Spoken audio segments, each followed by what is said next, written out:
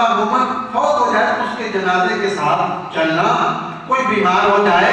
اس کی خیریت، اس کا حال پوچھنے جانا، کوئی دعوت دے تو اس کی دعوت کو قبول کرنا، مظلوم کی مدد کرنے کا حکم، جب کسی پر ظلم ہو رہا ہو تو اس کی مدد کرنا، اللہ کے نبی فرمائے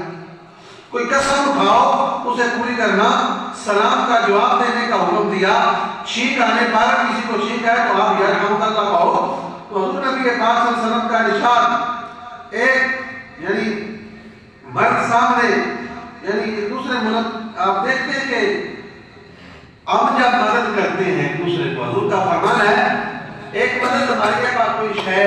اذیت نہیں پا رہے ہیں، دینے آئے پتہ کا میں اس کو دے رہا اور لینے آئے پتہ کا میں اس کو لے رہا،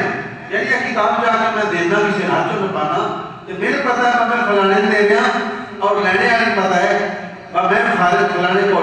لے رہا۔ ایک یہ مدد ہے، آپ پیسے دیتے کوئی بھی چیز کسی غریب کی مدد کرتے ہیں، تو دوسری مدد یہ ہے، حضور نے فرمایا کہ آپ کسی مسلمان بھائی کی مدد کر رہے ہیں، نہ وہ جانتا ہے کہ یہ مدد کس نے بھیجی ہے، نہ آپ جانتے ہیں کہ میں کس کو بھیج رہا ہوں، بس آپ نے سنا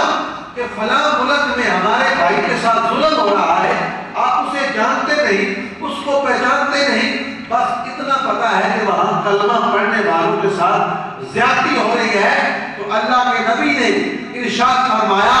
کہ جو بندہ ایسے کرتا ہے تو ان کو جانتا ہی نہیں ہے اور ان کو اپنی امداد بھیج رہا ہے، مدد کر رہا ہے، تعاون کر رہا ہے، تو نبی پاک نے فرمایا کہ ایسے بندے پر اللہ تعالیٰ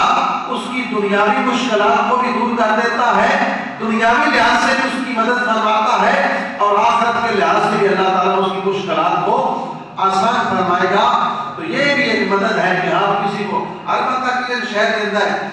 دل کی خواہش نہیں ہوتی میں وہ میرے ویکھے تو میں ان ویکھا ان نہیں پتا ہوئے باعث میرے تے دین چڑھیا سی احسان کیتا سی، جو غیبی مدد کرتے ہیں آپ کسی کو جانتے نہیں، اس کا اجر جو ہے وہ سامنے کسی کی مدد کرنے سے بھی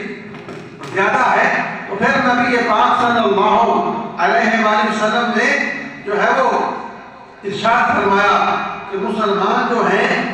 یہ ایک جسم کی مانند ہے، مسلمان ایک جسم کی مانند، جسم ایک بنتا ہے، تسی سارے مطلب انسان ہو، اگر اکھ کو درد ہوئے سارا جسم تکلیف محسوس کرتا ہے، اگر کان کو درد ہوئے یا پیر کی کسی ہوئے درد ہوئے تو محسوس کرتا ہے، تو اللہ کے نبی نے یہ مثال دی کہ مسلمانوں کو بھی اس طرح ہونا چاہیے جس طرح ایک جسم ہے، کسی بھی مسلمان کو کوئی دکھ ہو تکلیف ہو تو دوسروں کو محسوس کرنا چاہیے۔